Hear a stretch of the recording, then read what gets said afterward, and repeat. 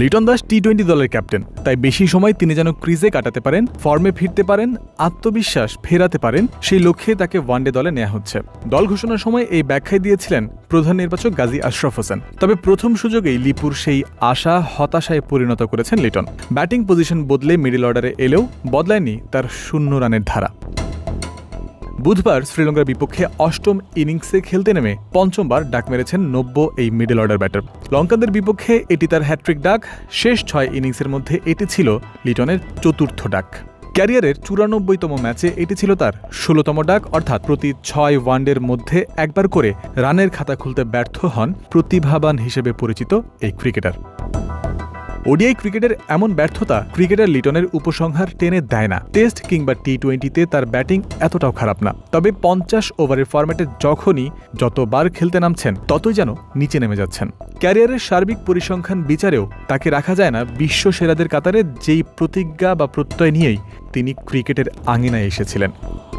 10 বছর আর 95 ম্যাচের দীর্ঘ ক্যারিয়ারে তার রান 2500-এর কিছু বেশি।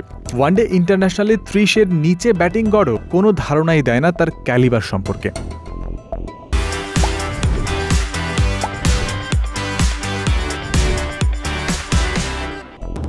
নির্দিষ্ট কোনো প্রতিপক্ষ হিসেব করলে লিটন দাসের সবচেয়ে বেশি ব্যাটিং গড় জিম্বাবুয়ের বিপক্ষে 59.81, দ্বিতীয় সেরা 46.33 আয়ারল্যান্ডের বিপক্ষে এবং তৃতীয় সেরা 43.44 আফগানিস্তানের বিপক্ষে। ওডিআইতে এখনও পর্যন্ত মোট 12টি দলের বিপক্ষে ব্যাটিং করেছেন লিটন দাস। বাকি 9 প্রতিপক্ষের মধ্যে তার সর্বোচ্চ ব্যাটিং গড় ভারতের বিপক্ষে 33.72। এছাড়া Australia, England, New Zealand, south Africa, Pakistan, West Indies, Sri Lanka বা নেদারল্যান্ডস কারো বিপক্ষেই 30-এর ঘরে নিজের ব্যাটিং গড় তুলতে পারেননি লিটন দাস। এই 8 দলের বিপক্ষে তার সম্মিলিত ব্যাটিং গড়েরও যদি গড় বের করা হয় তাহলে সেটা দাঁড়ায় মাত্র 17.58।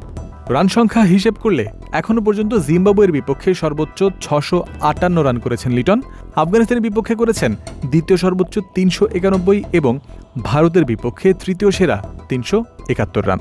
এই 3 দলের বিপক্ষে তিনি মোট তুলেছেন 1420 রান, যা তার মোট ক্যারিয়ার রানের 55.27%। বাকি 44.73% রান তিনি পেয়েছেন অন্য 9টি দলের বিপক্ষে। এই সব পরিসংখ্যান দূরে ঠেলে পরের ম্যাচেই দারুণ কিছু করে ফেলবেন লিটন দাস, পাবেন অতি মানবীয় কোনো অর্জন। এমন হতেই পারে, কারণ সেই সামর্থ্য লিটনের রয়েছে। তবে তাতে ওয়ানডেতে তার সাম্প্রতিক খারাপ অবস্থাও মিথ্যে হয়ে যাবে না।